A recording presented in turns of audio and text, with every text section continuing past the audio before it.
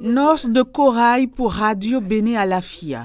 11 ans de proximité, 11 ans au service des populations béninoises sans distinction régionale ou ethnique. En réalité, cette radio-là est née pour accompagner le développement de notre pays, le Bénin. Lorsque nous allons sur le terrain, à l'occasion des tournages, nous avons compris que la population béninoise a fini par accepter cette radio-là, qui parle 19 langues nationales.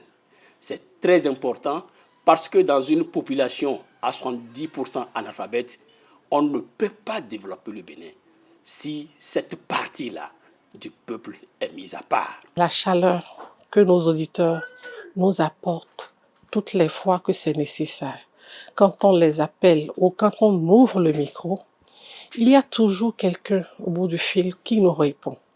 Quelle que soit la langue, je crois que je mourrai radio. Il n'y a rien à faire. Des programmes captivant aux projets les plus ambitieux, Radio Béné Alafia enregistre depuis sa création de nombreuses avancées. On ne faisait pas du 24/24. La radio commençait à 6 heures du matin et on clôturait les programmes à minuit.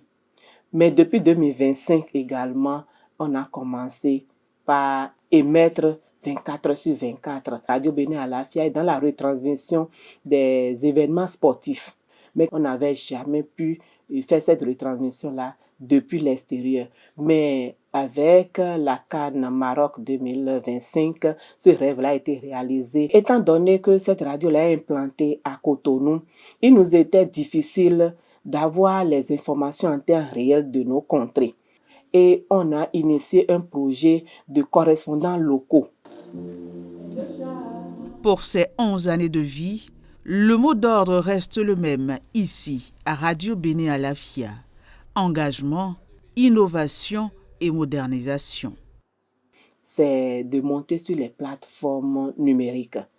Et pendant longtemps, les gens pensaient que les populations que nous servons, donc les populations analphabètes, les populations qui ne comprennent pas le français, sont à l'abri de la désinformation avec l'évolution de l'Internet, les réseaux sociaux. Mais nous avons tout de suite compris que si nous n'arrivons pas à être à l'avant-garde de cette désinformation, nos populations seront victimes de tout ce qui se passe aujourd'hui, les fake news.